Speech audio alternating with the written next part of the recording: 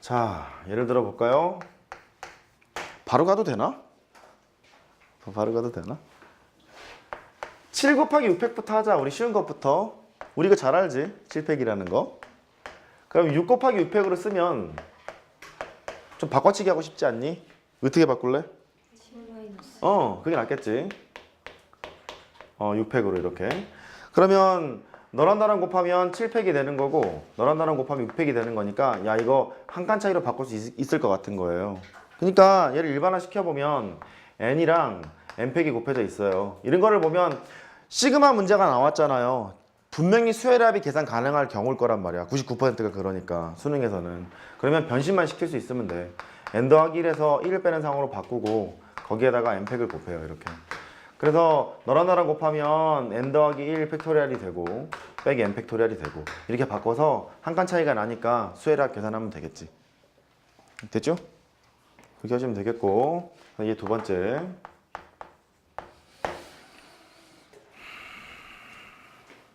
칠팩 있어요. 여기 7이 있어요. 기분 좋게 600분의 1로 하면 돼. 이렇게 약분이 금방 되니까.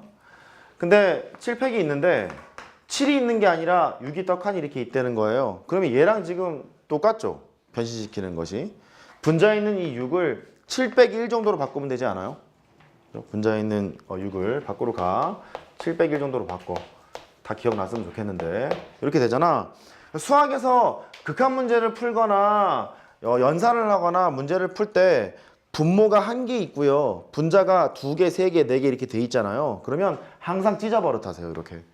항상 찢어버릇 하세요. 그럼 찢게 되면 700분의 7이 되는 거니까 600분의 1 이렇게 되고 700분의 1 되는 거니까 이렇게 결정하면 되겠죠. 그러니까 얘도 한 칸 차이가 나도록 빼져 있는 거니까 아까처럼 시그마 연산하면 될 것 같아. 괜찮니? 그러면 얘도 일반화 시켜봐요. 얘가 n 더하기 1 팩토리얼이 있고요. 여기에 n 더하기 1이 꽂히는 게 아니라 n이 꽂혀 있다는 거야. 그러면 n 더하기 1 팩토리얼이 있고 바꿀 줄만 하면 되지 뭐. 얘가 n 더하기 1에서 1을 빼러 가요. 이렇게. 그러면 너분의 너를 하면 n 더하기 1이 날아가는 거니까 n 팩분의 1이 될 테고 빼기 너분의 너를 하면 n 더하기 1 팩토리얼 분의 1이 될 테고.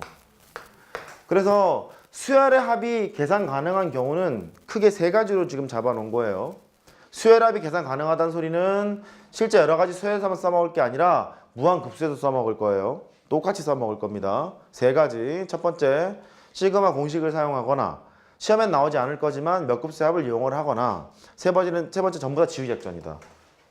됐죠? 이렇게 하시고. 그럼 수열의 합이 계산 불가능한 경우는 어쩌지? 일단 수열의 합이 계산 불가능한 걸 본 기억은 있니?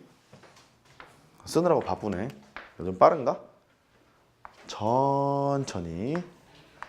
첫 번째가 수열의 합이 계산 가능한 경우였죠? 수열의 합을 계산을 할 텐데 이 계산 불가능하대. 일단 좀 웃기지 않냐? 수열의 합을 계산하는데 계산이 불가능해? 좀 이상하잖아, 그죠? 수열의 합이 계산 불가능할 때는 어떻게 문제를 처리해야 되지? 이 컨셉이에요. 무슨 방법이 있나요? 그냥 해본다. 아, 그거 괜찮죠. 그냥 해본다. 거기서 조금 자세히 한번 가볼까?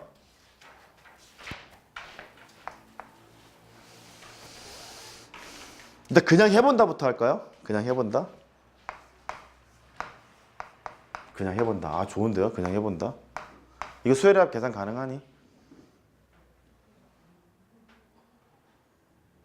아, 이렇게 쓰니까 좀 그래요? 알았어요. 1분의 1, 2분의 1, 3분의 1, 4분의 1, 5분의 1 이렇게 갔대요. 한 번 나온 적 있어요? 아, 2번 나왔구나. 얘는 2번 나왔네요. 이거는 수열의 합을 계산하세요가 안 되잖아. 이거 어떻게 계산할 건데? 시그마 공식으로 되나? 안 되잖아. 몇 급수합 안 되잖아. 지우기 작전 안 되잖아. 그럴 때는 그냥 해본다. 그냥 해보는데 얘가 어떻게 그냥 해볼 거냐면 이대로는 계산이 불가능하잖아. 계산 가능한 형태로 대체해서 비교해보는 거죠. 어떻게 비교했더라? 뭔가 뭐 그랬죠. 뭔가 그랬습니다. 이런 식으로 자리를 잡아놓고 분모를 키우면 더 작아지잖아요. 분모를 키우면 더 작아지는 거니까 얘는 내가 비교 분석을 못 하겠는데 밑에 있는 건 분석이 가능한 거야. 분모를 이제 키웁니다. 이쪽을 4분의 1, 4분의 1로 해보시고요. 이쪽은 8분의 1로 해봐요. 이렇게.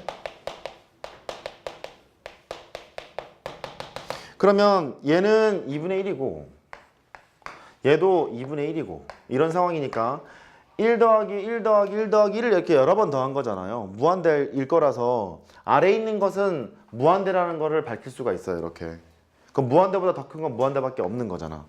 그죠? 그러니까 수열의 합이 계산 불가능할 때 처리할 수 있는 스킬 중에 하나가 이런 것들이 있더라. 얘가 이름이 있어요. 비교해서 판정하지 않았니? 비교해서 판정했지? 비교 판정법이라고 불러요. 이과 애들은 이 비교 판정법을 적분과 연관을 시켜서 공부를 해야 해. 우리는 그럴 필요 없어. 비교 판정법 이게 있고요. 그 다음에 용어는 수능 시험 범위가 아니야. 용어는 수능 시험 범위가 아닌데 문제는 출제가 되는 게 있어요. 단조 수렴 정리라고. 어제 많이 들어봤죠?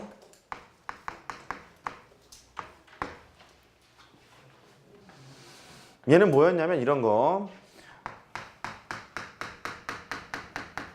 증가 수열인데 위로 이렇게 막혀 있는 경우. 증가하는 수열인데 위에 막혀 있다는 얘기는요. 얘가 뚫고 올라가면 무한대로 발산을 할 텐데 어떤 특정한 숫자보다는 작다는 게 밝혀져 있는 거니까 수렴하는 게 분명하겠죠. 걔를 써보면 얘는 증가 수열이면서 위 막혀 있어요. 이런 뜻이에요. 그러면 증가수열이라는 것은 여러 가지 표현이 있을 텐데 항번호가 커지면 커질수록 값이 커지는 거니까 이렇게 써도 증가수열이라는 소리고, 만약에 A의 n이 양수였대요. 양수라는 게 분명하다면 나누러 갑니다. A의 n 더하기 1분의 A의 n을 했어요. 그게 1보다는 작대. 그러면 왼쪽에 있는 두 개의 표현이 전부 다 증가수열이라는 소리잖아. 여기까지 되겠어요? 항번호가 커지면 커지는 거니까, 양수라는 가정하에 얘를 곱하게 되면 커지는 거니까 같은 소리잖아요. 증가수열인데 얘가 특정한 숫자보다 작다, 그 소리는 AN이 예를 들어서 3보다는 작다, 이런 게 밝혀져 있다는 거예요.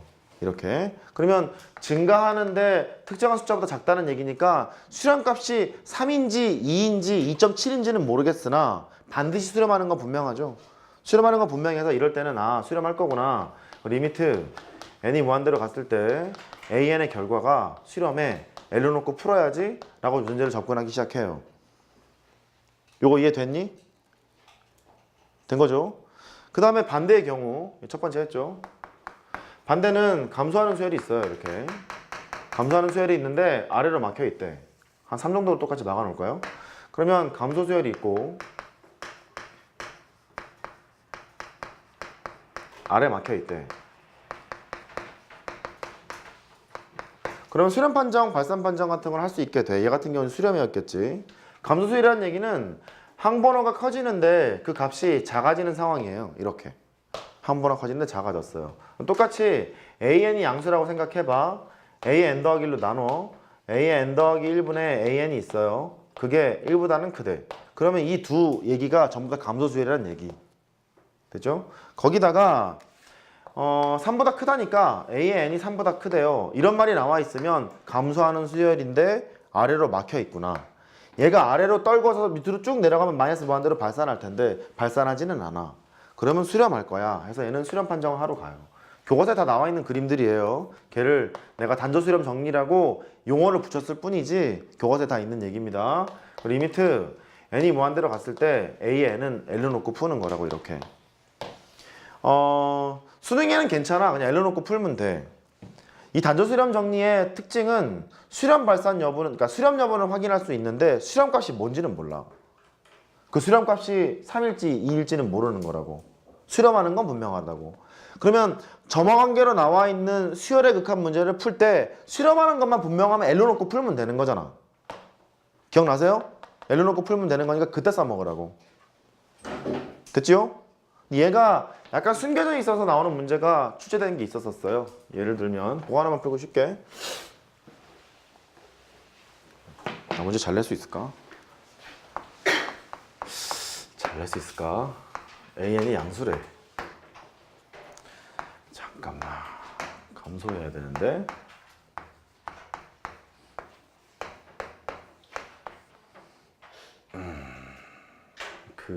그래. 이랬대.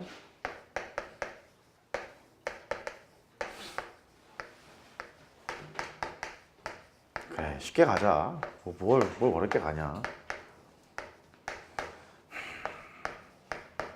이 값을 구하래. 뭐 이런 식으로 나왔대.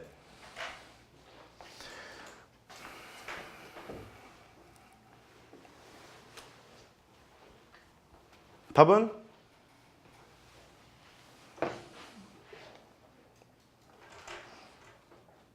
왠지 느낌은 7분의 6 같지요? 7분의 6 같죠? 자, 확인해보러 가자. 이게 어떤 의미냐면 이게 평가 문제인데 A의 양수라는 거잖아요. 그러면 여기가 이런 관계식을 가지고 있을 거래. 근데 이런 말이 나오면 계산을 하라는 얘기가 아니라 그랬잖아. 얘는 어떤 의미야? 1보다 작다 이런 의미잖아. 그죠? 그러니까 너는 너보다 작거나 같은데 네가 1보다 작은 거니까 너는 1보다 작아요. 그 뜻이죠. 그러니까 A의 n분의 A의 n 더하기 1이 있어. 그게 1보다 작아. A는 양수니까 AN을 곱해도 부동호 방향은 변함이 없어요. AN 더하기 1이 있고 AN 이렇게 돼. 거꾸로 쓸게. A의 n이 있고요. A의 n 더하기 1이 있다는 거야. 항번호가 커지는데 작아지고 있죠. 감소 수열이라는 거죠. 그러면 얘가 떨어지고 있는 수열이 이렇게 감소 수열인데 얘가 양수래. A의 n이. 양수라고 했으니까 0은 뚫고 가지 못한다는 얘기잖아. 이렇게. 따라서 무슨 판정을 한다? 수렴 판정을 한다. 그래서 n이 무한대로 갔을 때 AN이라는 놈은 L로 수렴할 거야. 이걸 알 수 있다고.